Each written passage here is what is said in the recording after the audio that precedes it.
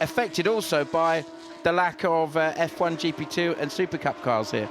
Yeah, it makes the track a lot more consistent for the teams to work with, and they won't have to second guess which way the setup's going. Carlos Sainz has set the fastest lap of the race, actually only a few tenths away from his fastest lap in race 1 as well, so he's obviously got a lot of pace in that Arden car today. Which is interesting when you look at how close Tio Ellinas is to behind him, so that shows you an indication that Sainz, Ellinas, Fiat are all pretty much running at the same pace. Curious just a little bit further away, and I think he's feeling a bit of pressure from Regalia. Regalia must be buoyed by that first race result, because he really did take the race to Daly, and you can see by the reaction when he got out of the car that he was really proud of what he'd achieved, so I'm sure that the confidence level is high. We were talking about how ART Grand Prix is so good at really bringing drivers along, getting the most out of them. I think Regalia is really a classic case in point. Yeah, I think ART are they're just winners through and through, and they've won in every category they've been in. So you can't help but be inspired by that when you turn up to a team like ART. Interesting now, Vizoyo has increased his gap up to 1.155 lap time wise. Last time through 125.7 and 125.7. Yeah, it was more or less the same in terms of lap times between the top two. And then further down the order it starts to drop away. It's those two at the front that are wrapping really quickly. Josh Webster actually setting the fastest lap of anyone on that lap, 125.310 for the 19-year-old English driver in the 9 Group car. James Palmer and the rest of the guys very much behind him and the Status team, hoping him to progress and make a little bit more of an inroad into international motorsport.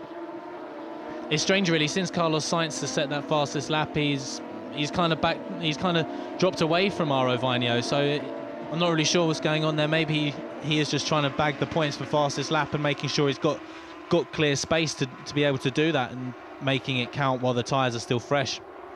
Just saw the 20 car of Lewis Williamson in the Global Energy Group car for Bamboo. Good to see Bamboo as part of this grid. As meanwhile, a bit of side-by-side action, trying the long way round for the 25 car of Venturini.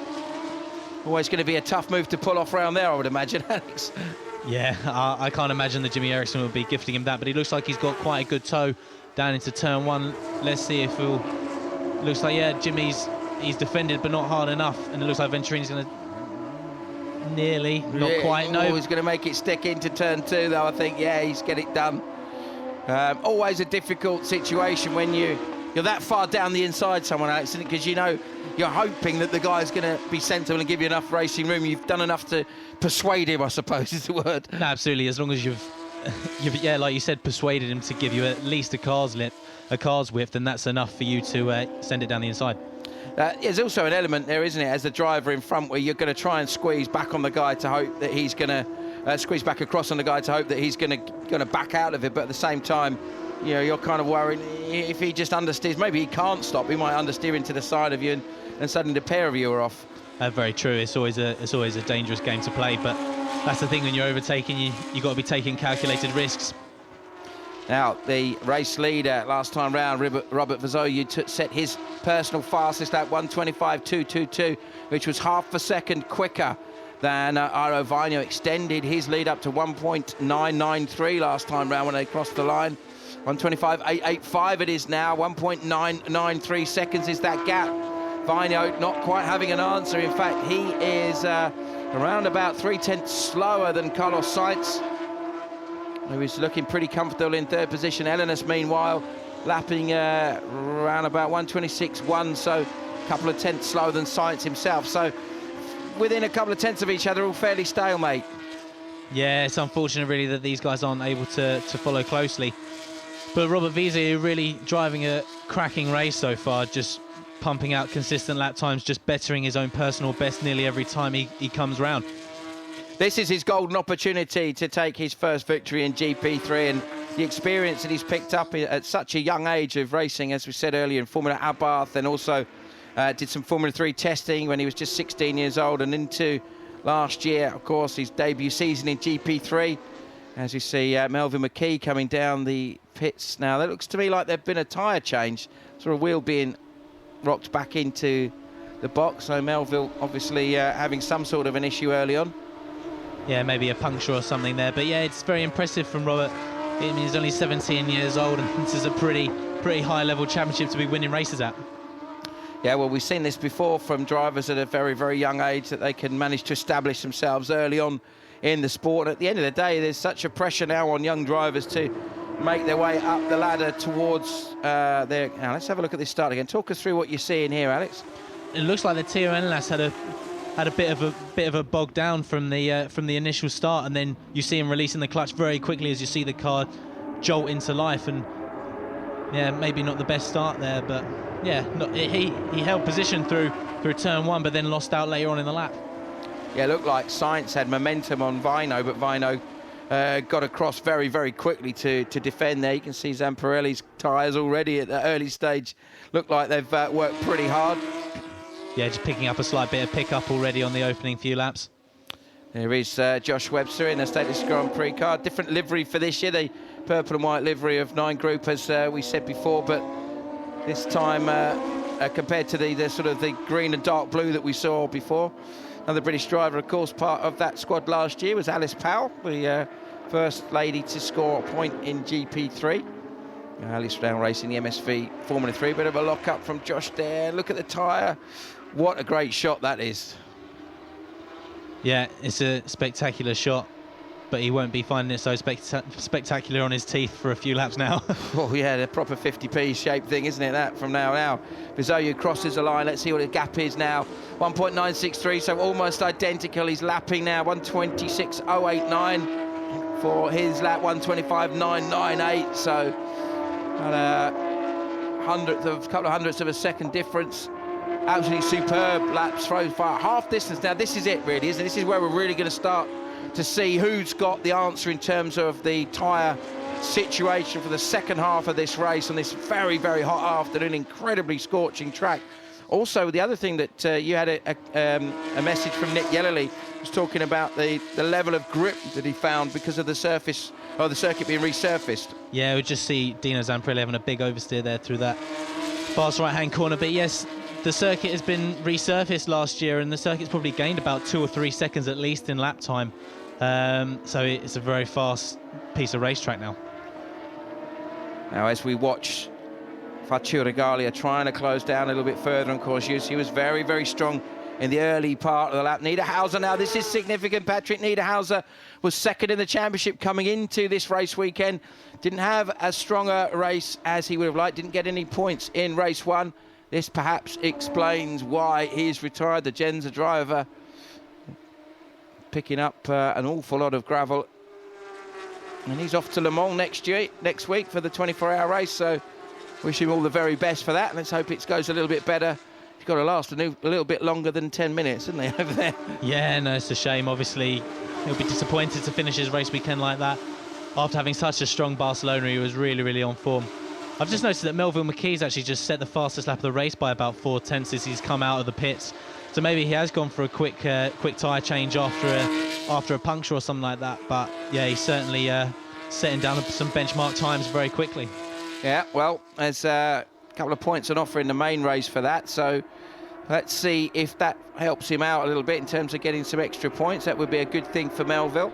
Vino now, as you can see, sort of seesawing a little bit, but that last lap, 0.3 of a second difference means that the gap is now up to 2.3 seconds between Vizoyu and Vino, which answers that question we had a moment ago about this second half of the race is going to be so significant in terms of understanding where everybody's at with their tyre wear. Well, at the moment, Vizoyu seems to be managing that superbly.